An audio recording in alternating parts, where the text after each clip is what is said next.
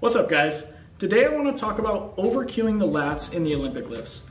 Now, this is something I feel like I see more in CrossFit gyms in particular. You have a lot of coaches telling their athletes to use a lat sweep the bar into their hips as much as they can, and I have a few problems with this cue.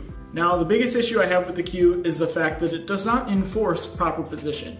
You can be sweeping the bar in, and at the same time, you could be leaning way too far over the bar, and now we're in this position where I got the bar really close to my body, but my shoulders are too far in front of the bar, and all I can do is throw the hips into the bar. And that may cause me to jump forward. If my weight's back in my heels, it may cause me to jump back and swing the bar, and I'll definitely miss my lift in that case. Don't get me wrong, the lats are very important in the lift. The reason they're important is because you want your back engaged and tight the whole time. This keeps your spine nice and stable, adds some extra strength to the lift, and then with your back tight, as you hit extension, you move into the traps, and then bolt the arms and drop under the bar. The back is always active in the lift, it's always tight, but there should never be a point where you have to add this extra action of pulling the bar super close to your body. And I'm gonna tell you why this is the case. Now you might be wondering, well, how do I keep the bar close to my body if I'm not actually actively sweeping it into my body?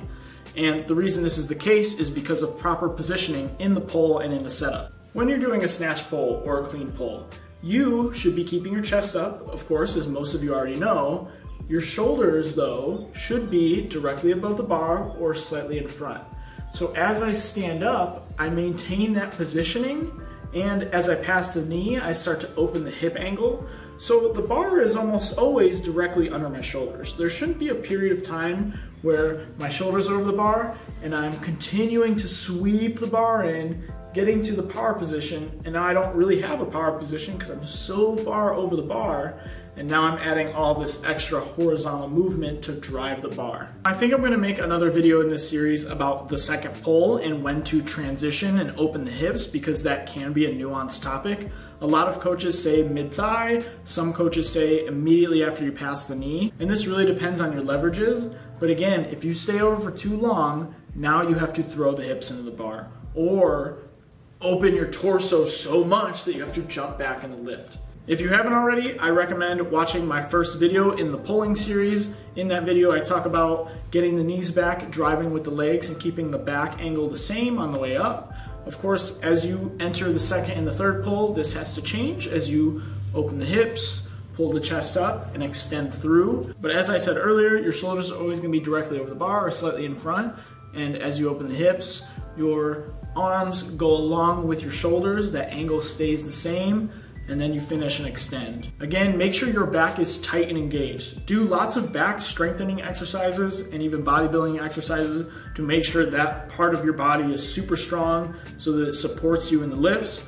But again, you don't have to add this extra movement in to keep the bar close to your body. Your positioning should already be helping you achieve that in the first place. One exercise I have that can really help with this issue and making sure you don't over pull with the lats is a pause snatch or pause clean.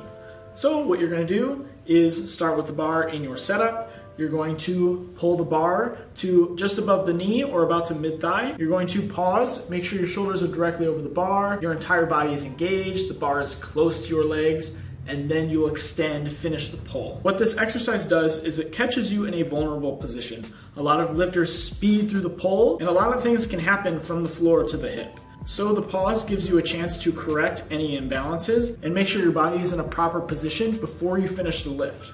My recommendation is to do singles to triples with these, going up to about 80%. As you get more advanced, you can push the weight more and more, but early on, start with higher rep, start with lower percentages. Thank you guys for watching. I hope you enjoyed the video and I hope this was helpful for you. If you have any questions, leave a comment down below, like the video if you enjoyed it, and subscribe to my channel if you want to see more stuff like this. I am going to be doing a couple more videos in this pulling series, and then I'm going to move on to a pressing series and then a squat series. So once again, thank you guys for watching. I'll see you in the next one.